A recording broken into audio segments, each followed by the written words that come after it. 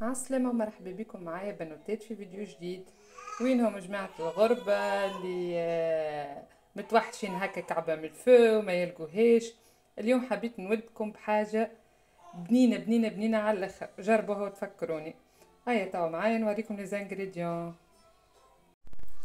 باهي خديت بات فويتي حاضرة، وللكريمة كريم باتيسير خديت نص لتر حليب وعظمة، 5 مغارف سكر، وكل واحد حسب الذوق نتاعو قداش يحب، و3 مغارف نشاء.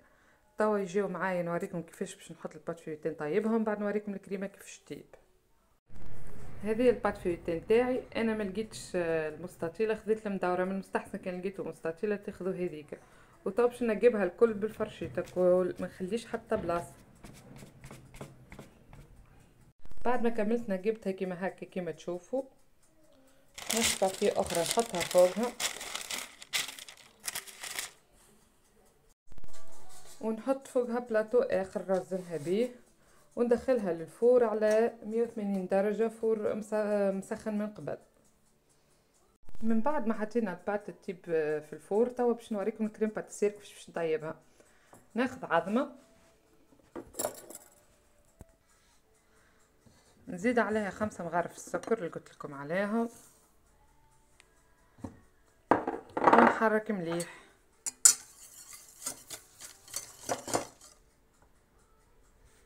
بعد ما حركناهم مليح نزيد 3 مغارف نشاء،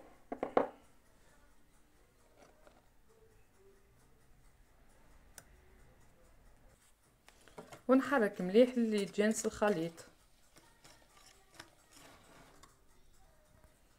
بعد ما خلطتهم وتجانسوا نصب الحليب بشويه ونحرك.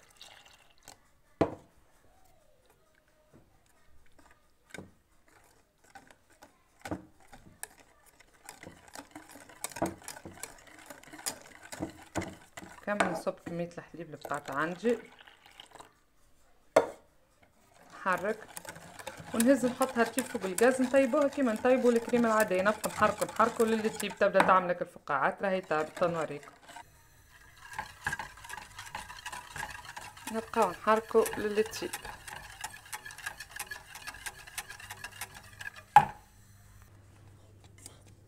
هذه الكريمه نتاعي بدات تطيب،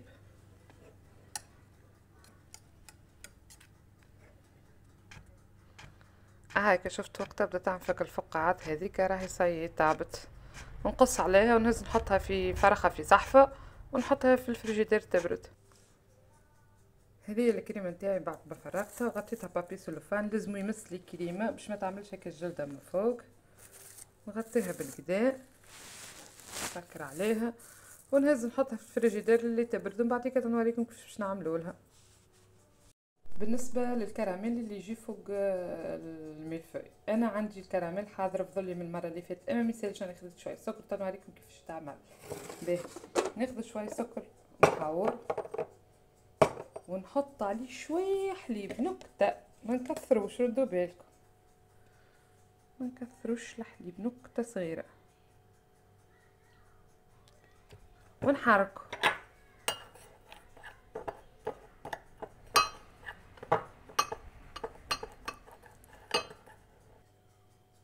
يجي هكا هكا. بعد ما عملناه هكا نحط عليه مغرفه كراميل. انا الكراميل مطيبته من قبل هذا ومخليته في الفريجيدير، كل ما تستحقوا نجبد منه.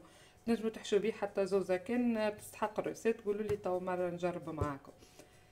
تاخذوا مغارف، ناخذوا منه مغرفه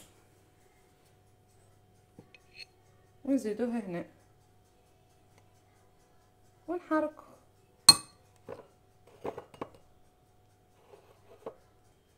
وهكا تحصلنا على النتيجه اللي نحب عليها.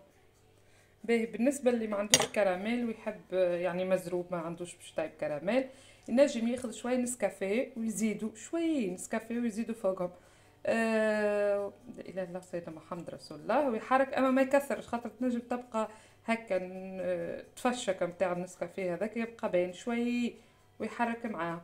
اما خير انك تعمل كراميل. هذه الباط نتاعي بعد ما طابت باش نخليها تبرد شويه ونقصها على 3، وتنوريكم كيفاش باش نعملها. تو خذيت من بعد ما برت الكريم موسلين بالقدا، خذيتها حطيتها في الركاذة وزدتها 50 غرام زبدة باش نحطها تركض، نخلوها تركض مليح ومن بعد نخدمو بها الملفاي. خذيت الباتشويت نتاعي قسمتها على 3 وعبيت الكريم تاعي في بوش وطو باش نبدا نخدمها. نعمل هكا الطبقه الاولى ونحط فوقها طبقه ثانيه ونزيد نعبيها بالكريمه.